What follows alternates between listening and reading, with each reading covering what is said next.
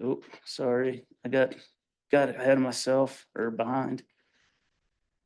Sticking with the Cody region, our Sunlight Wildlife Habitat Management Area has 200 acres of irrigated winter range, and in 2024, 40 acres were reseeded to determine which vegetative species performs the best and is preferred by the wintering elk.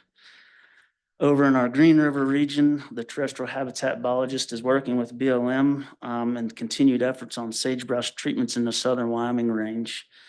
And our statewide habitat and access crews completed the mosaic mowing out there to improve conditions on mule deer crucial winter range. And then in the Lander region, Game and Fish, working with Split Rock Ranch, NRCS, and Ducks Unlimited, developed solutions that maximize river and riparian habitat benefits and reduce wildlife mortality in the fences. And approximately 8.5 miles of fence was replaced and wildlife-friendly fencing was installed.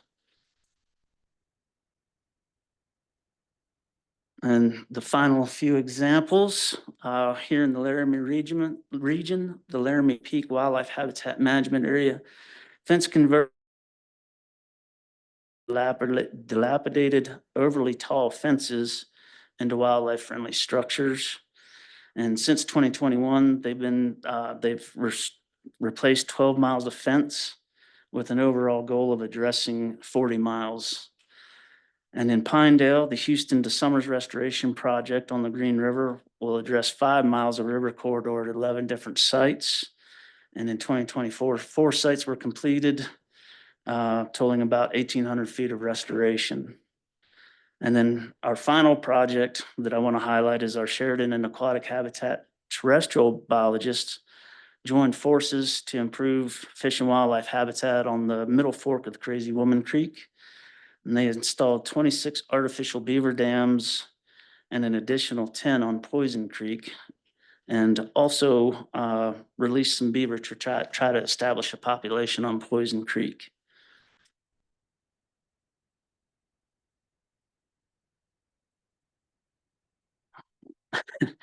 In our annual report of the statewide habitat accomplishments, we provide a summary of statistics such as the table shown here. And the bottom one, prescribed burns. In 2024, we completed 4,013 acres of prescribed burn, which is an increase over our 5-year average. Again, this and the previous slides are just a few examples of our project accomplishments. And I encourage you to read the 2024 Habitat Plan report when it comes out to see all the accomplishments. And I've heard that report is coming very soon.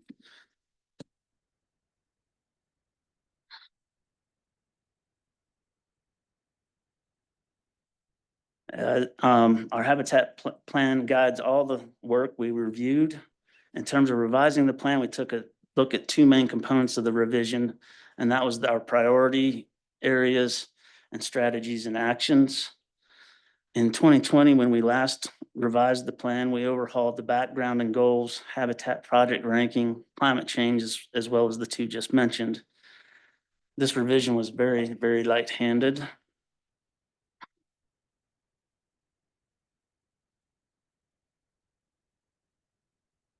And the main point of this slide is the SHIP flows from the overall department strategic plan.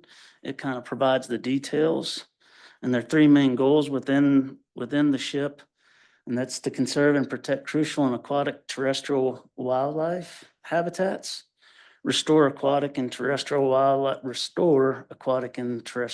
habitats. And then the other one is conserve, enhance, and protect fish and wildlife migration corridors.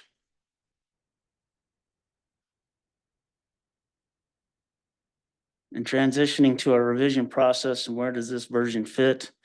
The original plan was drafted in 2001 and was developed to have all the disparate sections in the department come together and work collaboratively on habitat issues. Each version has built upon the past, from humble beginnings of 8 pages to a collaborative effort of 29 pages today.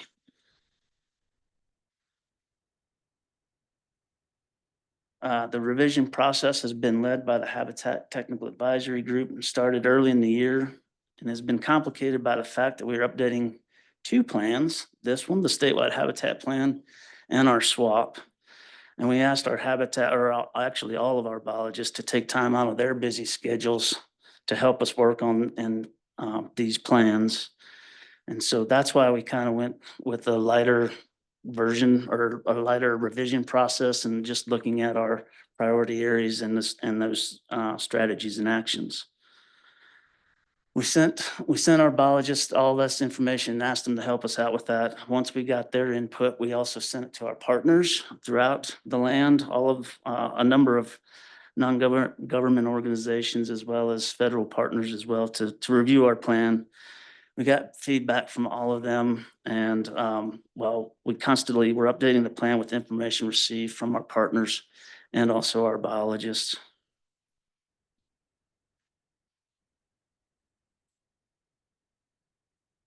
Talking about the priority areas, all the plans through the years have had associated priority areas, and those areas are used to comment on resource plans and various development. We use them to write support letters, evaluate our properties, inform the public and our partners about those areas with high wildlife values, as well as where we're going to focus our work for the next 5 years. We develop our annual work plans using these priority areas. And we also use them to rank our projects.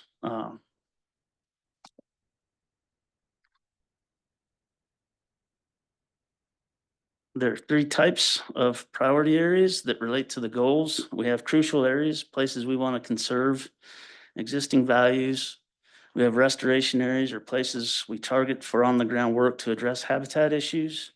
And then we have our connectivity areas, places we protect wildlife migration corridors and connected stream and enhance fish passage. I'm going to run you through some examples of our priority areas that were developed using our biologist input and our GIS staff. These are the updated aquatic crucial priority areas for the Cody region. Again, the crucial areas are those areas we want to conserve and protect.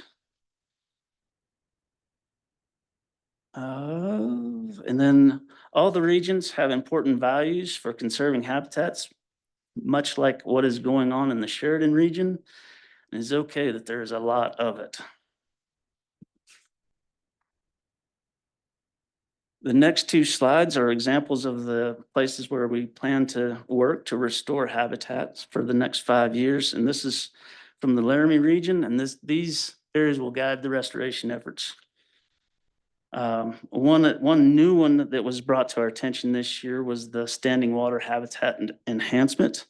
And that entails adding natural or artificial fish attractors into lakes and ponds.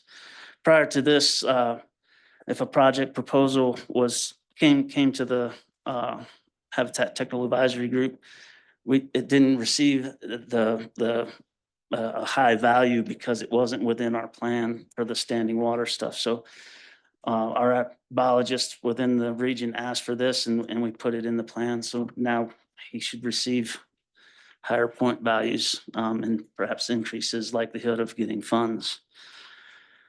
And again, on the terrestrial side, the Lander region, the biologists there, they also chose areas for their restoration efforts. And then moving on into our aquatic connectivity priority areas, this is throughout the state. These are places where fish passage can be enhanced by addressing obstructions and drainages that have work underway or planned for the next 3 to 5 years. And then our last polygon is the designated or identified migration corridors.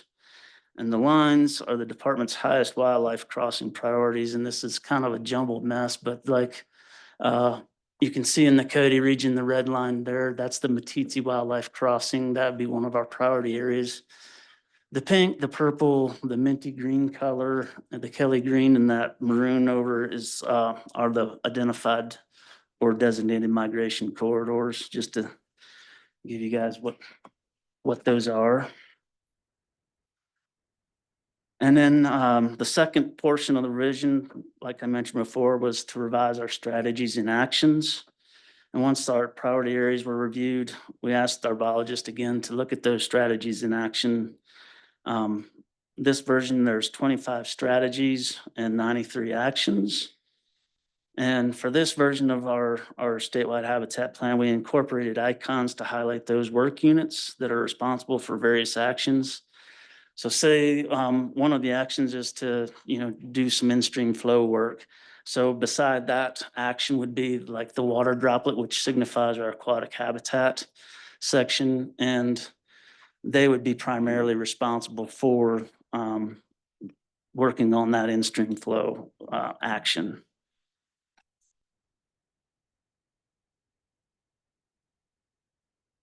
So the strategies and actions direct how the plan is to be used. Believe it or not, the plan does get used. It's not put on the shelf somewhere and there's not a lot of dust on the covers. We use it to work effectively with private land